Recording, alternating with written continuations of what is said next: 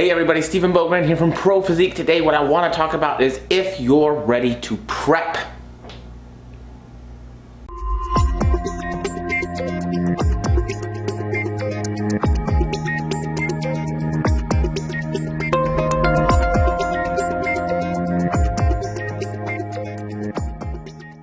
So hey guys, hope everyone's having a wonderful week.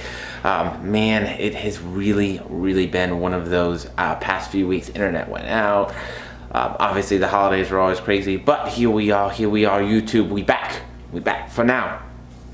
Let's talk about this because I feel like this is a really important thing to discuss, and definitely something that we really miss the mark on it quite often in terms of being able to make sure that we're setting ourselves up for success. And so this is one of those things. I've been seeing some inquiries lately. We're getting to the point where people are starting to think about prepping and like shows. What do I want to do next year? How am I going to be set up? What do we need to look like when we're starting a prep? And so I think it's going to be a little bit different for everybody, obviously, but there's some main things that are really going to set us up for success in terms of making sure that we are able to bring in a really high level of conditioning and competition to the show. Obviously, making sure that we have enough muscle, that's a thing, right? That's not always going to happen. At some point, we're going to compete, and if we want to, and we're like, well, this is what I have, this is what I can beat. So we want to hold on to as much muscle as possible while we diet down. Well, how do we do that? So not only do we want to be lean, but we also want to retain as much muscularity as possible. That's typically going to be the basis for success for most bodybuilding competitors. And the way that we do that is by making sure that we can diet down at a pace that is going to preserve as much lean tissue as possible, or muscle, right? We just want to make sure that we're doing the right things so that we can still train hard, we can still, train with some intensity, but we're staying healthy, and we want to make sure that we're doing the right things to keep all that muscularity that we've busted our asses to earn, right? We've earned it. So that's gonna mean a couple of things. So one, in an off season, one of the big things that I always look at is how much cardio is somebody doing. Now, my preference at this point in time is that we're doing maybe an hour or so, maybe, if not less cardio per week before we go into a prep. Reason being, cardio can get high. I don't really use a lot of HIIT cardio anymore. And so if I'm not utilizing a ton of HIIT cardio, well, HIIT cardio can be beneficial because it is less time consuming, but if I'm having people do a bit more steady state, that can become pretty time consuming pretty damn quick. So we want to make sure that, logistically speaking, we have the time in our lives to be able to do the cardio that it might take. And so, again, that's going to be different for everybody, right? Some people have to do a lot of cardio. Some people can get away with not doing a lot of cardio. How many times you've dieted before, how lean you've been, how long you've taken away from the stage, all those things are going to impact that. But generally speaking, as a nice rule of thumb, cardio should be pretty moderate to light in general. Now, that's not always going to be the case. Can you still have a little bit more cardio in your daily regimen or weekly regimen and still make it? Yes, absolutely, you can, but it's going to be harder. The harder something is, the less likelihood we have to succeed. It doesn't mean that we can't, but my goal is to give you the highest likelihood of success, the highest percentage rate for success that we possibly can. And so I found that one of the really big things in doing so is making sure that we're not doing too much cardio, right? Because if we're doing a lot of cardio and we're maintaining our weight, that means that's part of our activity expenditure that we have to do to maintain our weight.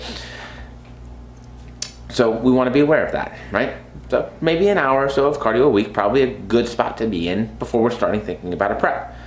Well, what about food? And food is going to be very much more individually dependent, but there are some general rules of thumb that I used to go by that I can still share with you guys. So I used to say, probably at least 13 times your body weight in calorie intake per day and maintaining weight on that. Pretty damn good spot to diet. If you can get to 15 or more, even better. What I've realized over the years is that your current calorie intake during a reverse isn't always super indicative of the calories that we're going to be able to diet on. That being said, it is still important that we have taken time away from a dieting phase and that we have worked calories up to some point so that we're not in that caloric deficit. We're not still maintaining at that lower calorie intake. We want to give the body time to adapt out of the dieting phase before we go back into another one. We want to make sure that we're getting response, right? And so I know a lot of terms like metabolic damage have been thrown around. There's everything that is done can almost always be undone.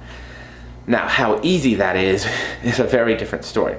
Some people go into these very crazy response and hormones get messed up, and that's gonna mean longer in the off season. That means that we're gonna need to take more time to undo the things that have been done to make sure that we're setting you up for success.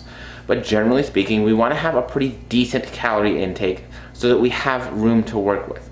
Remember guys, these are all just tools in our little dieting toolbox. And so once we run out of tools, it's really hard to get the job done. It can make things very difficult. So we want to make sure that our tools are available enough to get the job done.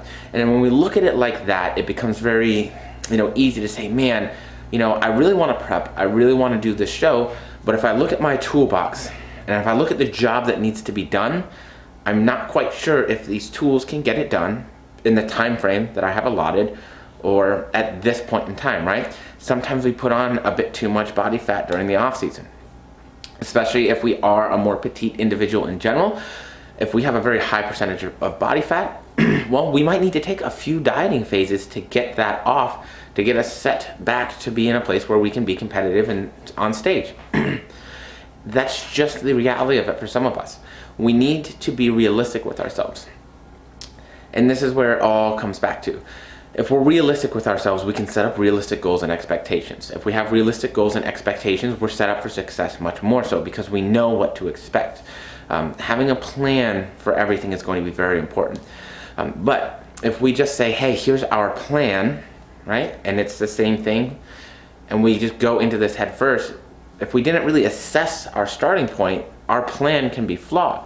So our plan needs to not only take into consideration the show that we want to do, how long we have to get there, but it should take in where we're at currently. How much body fat do we have to lose estimated to make sure that we're fitting the bill on stage in terms of conditioning, right? How much muscularity do we have? Are we injured? What does our calorie intake look like? What does our cardio intake look like, right? Or our cardio expenditure, however you want to say it, right?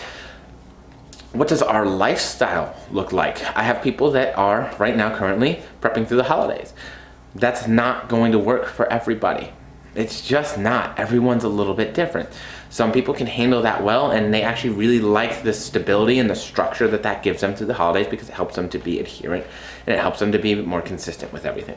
Some people are the exact opposite. So understanding your personality, what your lifestyle looks like, job stress, work stress, family stress, all those other things are very important considerations to take into when you are planning out going into a show and a contest prep. So guys, this is a really elongated way to say, make sure that you're setting yourself up for success before you go into prep. It is too much work, too much money, and too much dedication and lifestyle involvement to take it lightly, to not have a plan to set yourself up to succeed. So that's where I'm gonna end it on this Monday, guys. I hope you all have a wonderful Monday and week, and I'll hopefully talk to you soon.